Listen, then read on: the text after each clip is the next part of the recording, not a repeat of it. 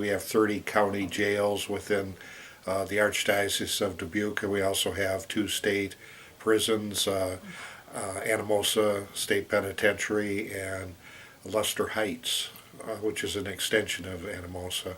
I personally have been doing it for about 6 years, but the programs were formed about 2 years earlier, and so I kind of came in at a good time. We have around 200 volunteers throughout the Archdiocese working in these programs. Volunteers sit down with them and listen to their story, and then look for ways that they can help them with achieving their goals. And it's so great over time to see people loosen up, begin to trust, begin to really tell their stories to other individuals. And then most of us don't look at Matthew 25 dictates as a challenge, except when you get to that one. How did you treat me when I was a prisoner? Well, again, understanding that most people who are prisoners do get out, but they come with a lot of the same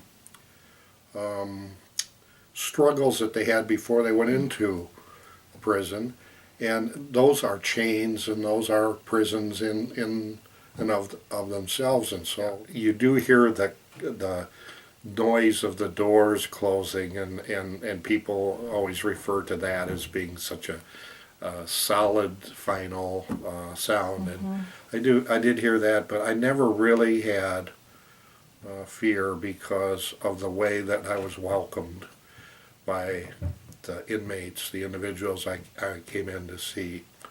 They were not what you would expect. They were just so open to others coming in, to taking the time out of their day to come in and visit with them, or to, in our case, we were coming in for RCIA to instruct them in the faith, and we were coming in to do faith sharing and Bible sharing. So they just opened us welcomed us with open arms and just made us feel so welcome. And you could see the desire within these individuals to be and to remain a part of the universal church. They didn't want their physical isolation of prison to be a spiritual isolation as well. What I'm most personally passionate about and excited that Catholic Charities is doing is really protecting the most vulnerable people in our society. You know, those being recently released from jails and prisons and trying to re-enter a society that's not very welcoming. And refugees coming here from war-torn countries that have literally been living in refugee camps for years upon years with nothing. They arrive in our country with nothing. This year alone, we've resettled over 80 refugees in the Archdiocese of Dubuque. These families, some of them come literally with the clothes on their back. They have no other bags, no other possessions. They've fled fear and persecution in their home countries to come to a safe new country. But you can imagine how difficult that is to acclimate to a new country knowing very few people. It's everyone's responsibility to be involved in protecting those that aren't able to protect themselves. That marriages are disintegrating, unfortunately. We have parents that are really struggling to provide for their children. Yeah, we have a fairly new ministry called Pathway Partners, where we, very similar philosophy to jail prison ministry, that our goal is to connect them with a friend, with a mentor, with someone who may have been there themselves or may have the benefit of a real healthy, strong marriage, but someone who can just walk and journey alongside them to say, I'm here when you've had a really bad day, if you've lost your job, if you don't have enough money, if you need a ride to the store, if you just need someone to talk to, call me, I'm here. But I've been an advocate for people who are marginalized and people who are vulnerable, really since I've been 11 years old. That was my earliest memory. I was in 5th grade, and a classmate of mine shared with me that she was being abused by her stepfather. And I remember what an impact that had on my life. And I remember professing to my parents at the tender age of 11 that I was going to be a counselor and I was going to protect children and families, and I was so fortunate to have a family that mentored me, and that I'm interested in protecting all people, not just children, not just families, because people still have that same desire, that still feeling of being lost, that feeling of being so lonely, that feeling of fear and not really knowing who to turn to or where to turn. And if I can be welcomed into someone's life and asked to journey alongside them, there's just no greater gift than that. Well, Haiti's a personal mission, kind of. This will be my 10th trip coming up this year. And the first time I went, I thought that that was the end of that adventure. It was, for me, going to be a one-time trip, but that the people of Haiti kind of get, they hook you really quickly. They're just so faith-filled. They're happy. They're welcoming. They give up everything that they have. You're a guest there. And so, you go initially the first time with the attitude of, I'm going to do something to help these people.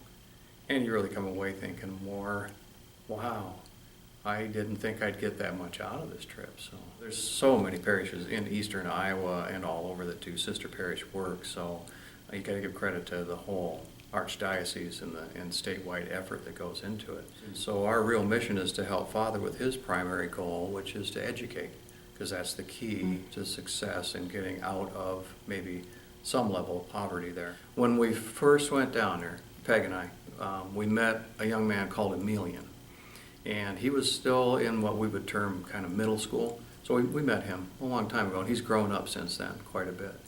And he said he wanted to be a doctor the first time we met him. And we thought, well, that's kind of a neat aspiration for somebody that's living in the mountain of Hades. And Emilian's in his second year of school in the hospital that didn't exist 3 years ago.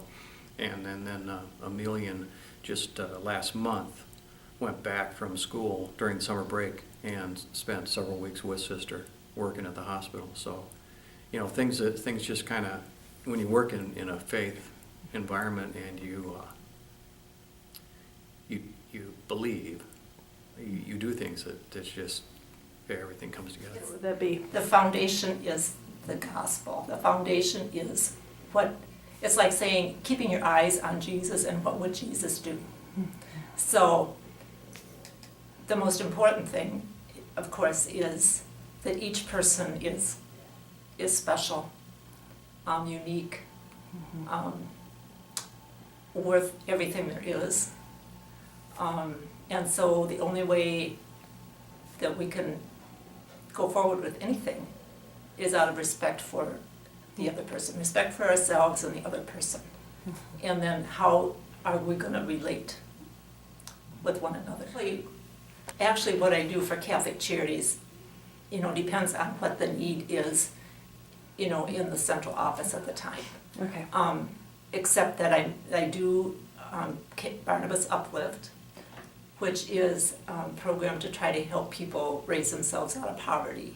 The thing that I use for criteria all the time, in every decision we make, we need to ask, what does it do to the poor?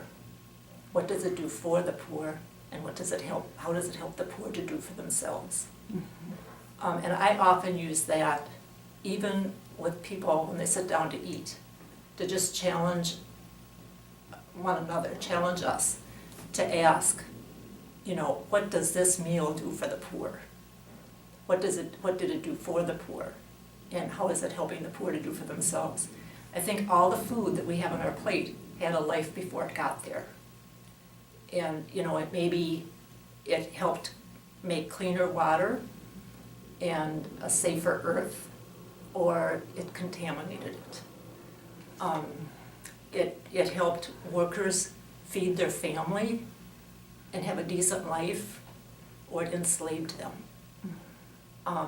Maybe used a lot of gas and oil that is causing greater climate change, or it was local and it helped keep that out of the atmosphere.